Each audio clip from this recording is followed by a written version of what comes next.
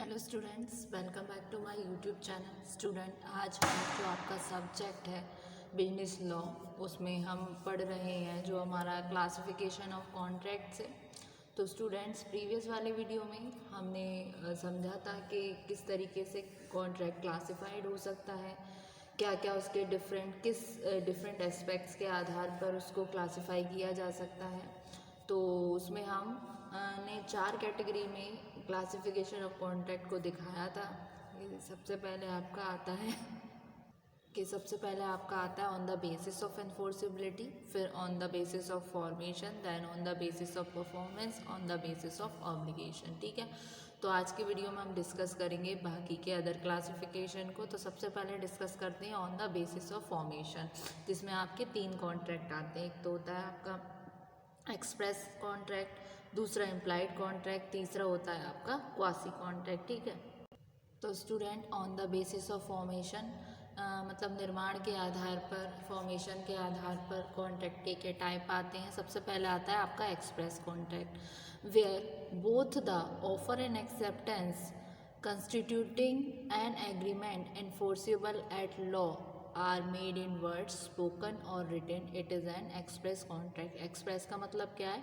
अपनी जो मन की फैक्ट हैं, जो आपके भावनाएं हैं, उसको व्यक्त करना in the words of spoken, चाहे बोलकर व्यक्त करें या लिख कर व्यक्त करें। ठीक है, जहाँ पर ऑफर एंड एक्सेप्टेंस कंस्टिट्यूट करते हैं किसी एग्रीमेंट को जो एनफोर्सेबल एट लॉ होता है, जो वर्ड्स स्पोकन के थ्रू है या फिर रिटन के थ्रू एक्सप्रेस है, तो वो कहलाता है आपका एक्सप्रेस कॉन्ट्रैक्ट। ठीक है, जिसका एग्जांपल है, जैसे कोई पर्सन है ए, वो बताता है बी को टेलीफोन पे कि he offers to sell his car for ₹80,000। ठीक है, ए ने बी को बताया फ़ोन पर, टेलीफोन पर, कि वो ऑफ़र करना चाहता है, अपना कार को बेचना चाहता है 80,000 रुपये के लिए।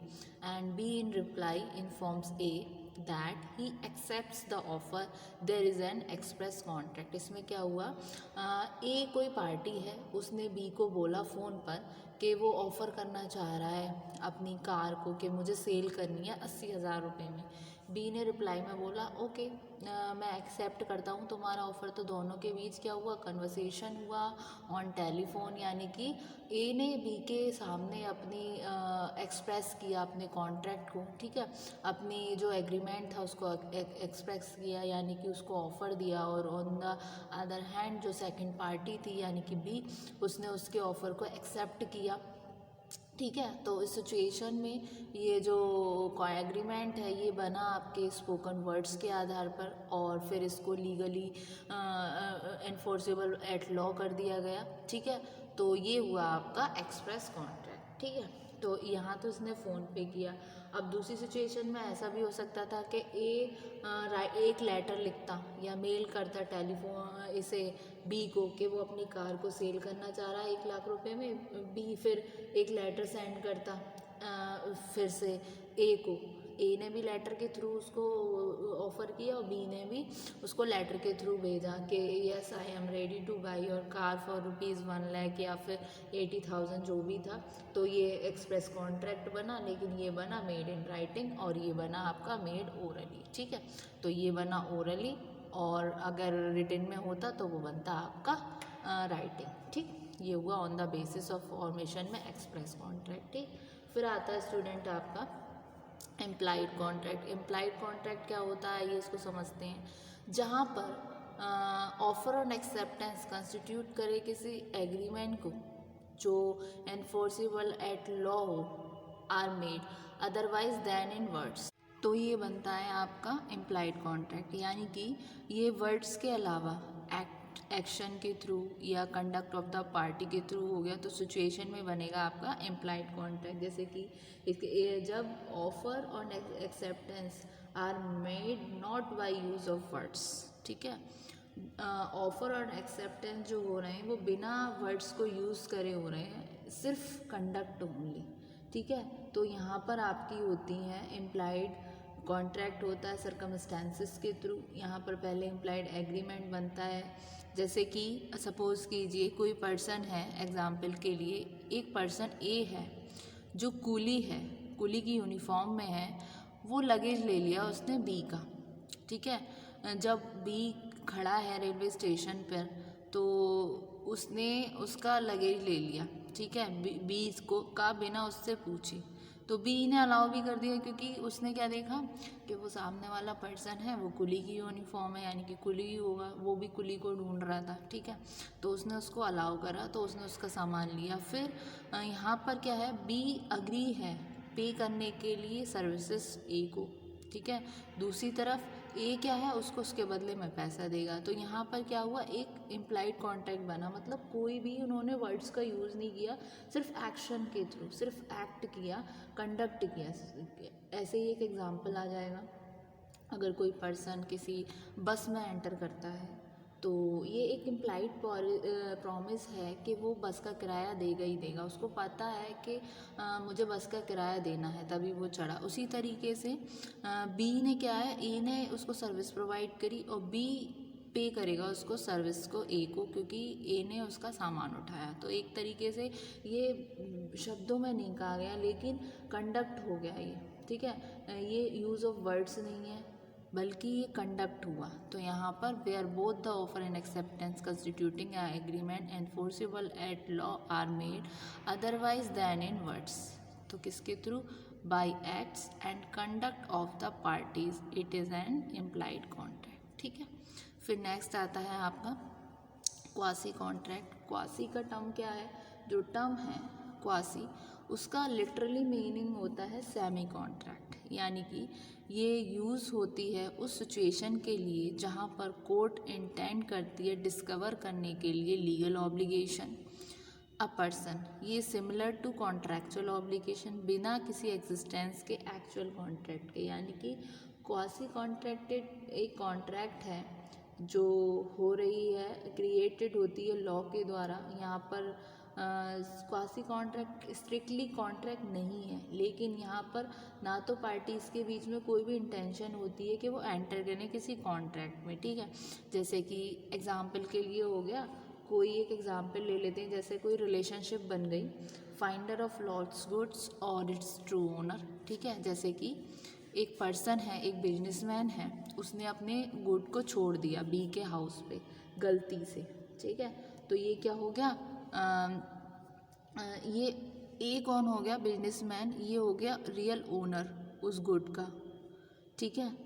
और by mistake B treats goods as its own, so he is bound to pay for them. तो सिचुएशन में क्या हो गया, बी उसका खुद का बी ट्रीट करने लगा उसके गुड को अपना समझ के, तो वो bound to pay for them, तो उसको क्या है, उसको पे करना है, मतलब ना चाहते हुए भी दोनों के बीच कॉन्ट्रैक्ट बन गया। जैसे कि मेरा कोई सामान कहीं गिर गया या खो गया या चोरी हो गया, तो सिचुएशन में जिसको वो लॉस्ट गुड मिला, जो फाइंडर है, तो एक रिलेशनशिप बन गया कहीं ना कहीं फाइंडर ऑफ गुड्स के बीच और जो रियल ओनर है उसके बीच। तो जब मैं उसको या तो उस गुड्स को लौटाऊंगी या फिर अगर मैंने यूज़ किया है तो उसके लिए मैं उसको पेमेंट करूंगी। तो इस तरीके से ये हो गया आपका क्वासी कॉन्ट्रैक्ट, ठीक है।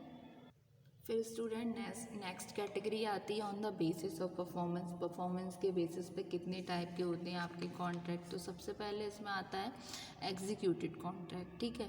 A contract is said to be executed when both the parties to a contract have completely perform their share of obligation and nothing remains to be done, ठीक है। एंड कुछ भी नहीं बच रहा, ठीक है। और to be done by either party under the contract, ठीक है। तो एग्जीक्यूटेड कॉन्ट्रैक्ट क्या हुआ, जहाँ पर दोनों पार्टीज किसी रिस्पेक्टिव वर्क के लिए डन हो गई, ठीक है। तो ये कहलाएगा आपका एग्जीक्यूटेड कॉन्ट्रैक्ट, ठीक है। जहाँ पर एक पार्टी ऑलरेडी एग्जीक्यूटेड कर रही है कंसिडरेशन को, जहाँ पर प्रॉमिस बनाया गया है, तो ये एक तरीके से राइज है एक एग्जीक्यूटेड कंसिडरेशन का, और कॉन्ट्रैक्ट रिजल्ट में बनाएगा आपका एग्जीक्यूटेड कॉन्ट्रैक्ट। जैसे इसका एग्जांपल देख लेते हैं, जब कोई बुक सेलर सेल कर रहा है बुक को कैश पेमेंट पे, तो ये क्या हुआ, एक एग्जीक्यूटेड कॉन्ट्रैक्ट हुआ, क्योंकि दोनों पार्टीज़ ने उस सिचुएशन उसको डन किया what they were to do under the contract. या फिर एग्जाम्पल ले लीजिए, राम ने परचेज़ किया कोई पेन पेन शॉपकीपर श्याम से, ठीक है, 10 रुपये में। राम ने पेड किया प्राइस फुल और श्याम ने उसको पेन दे दिया। तो इनके बीच कोई भी चीज़ रिमेन्स नहीं बची, ठीक है, कुछ बचा नहीं।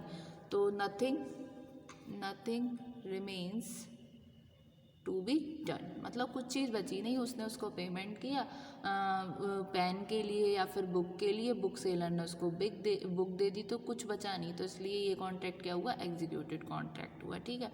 फिर आता है आपका एग्जीक्यूटरी कॉन्ट्रैक्ट। ये एक वो कॉन्ट्रैक्ट है जहाँ पर दोनों पार्टीज़ जो हैं कॉन्ट्रैक्ट कर रही हैं और अभी तक परफॉर्म कर रही हैं अपनी ऑब्लिगेशंस इन फ्यूचर के रिगार्डिंग। तो executive contract where both the parties have failed to perform their obligation the contract is known as executive contract, ठीक है, फ्यूचर के रिगार्डिंग। तो ये contract such future act as to be done, मतलब अभी के लिए नहीं, फ्यूचर के लिए कर दिया। जैसे कि ए ने पेंट की कोई पिक्चर बी के लिए 5,000 रुपये में, सिचुएशन में कॉन्ट्रैक्ट एग्जीक्यूटरी है क्योंकि ए ने अभी तक उसको पेंट नहीं किया और बी ने अभी तक उसका पैसा नहीं दिया। जैसे उन्होंने बोला कि हाँ मैं पेंट कर दूंगा या पेंट कर रहा हूँ, तो जब वो उसको पैसा देगा तब जाके वो उसको वो पिक्चर लौटाएगा, ठीक है। तो ये हो गया आपका इन फ्यूचर के रिगार्डिंग, ये फ्यूचर कंसिडरेशन है, ठीक है।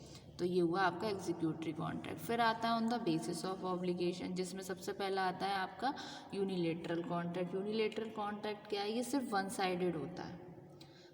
एक पार्टी परफॉर्म करती है अपने प्रॉमिस को, ठीक है। जैसे कि कोई पर्सन एक्स है जो कुली है, उसने बाई का लगेज लिया एक वैन में कॉन्ट्रैक्ट के अकॉर्डिंग, तो कॉन्ट्रैक्ट इसमें एग्जिस्टेंस हुआ।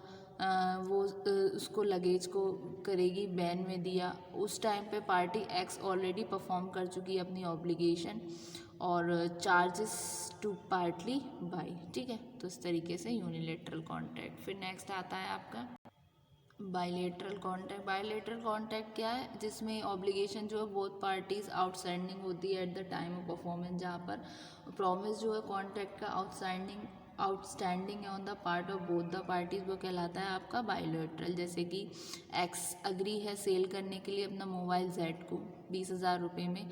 15 दिन के बाद जेड प्रॉमिस करता है कि वो पे कर देगा प्राइस को जब वो डिलीवरी लेगा मोबाइल की। तो मोबाइल क्या हो गया, बायलेटरल हो गया, ठीक है। और ऑब्लिगेशन जो हो गई दोनों पार्टीज़ की वो आउटस्टैंडिंग है at the time of its formation, ठीक है। तो ये हुआ आपका बायलैटरल कॉन्ट्रैक्ट। तो ये हुए आपके सारे कॉन्ट्रैक्ट का क्लासिफिकेशन जो बाकी के बचे थे। तो होप सो स्टूडेंट आज के वीडियो में लेक्चर आपको समझ आया। Thank you so much.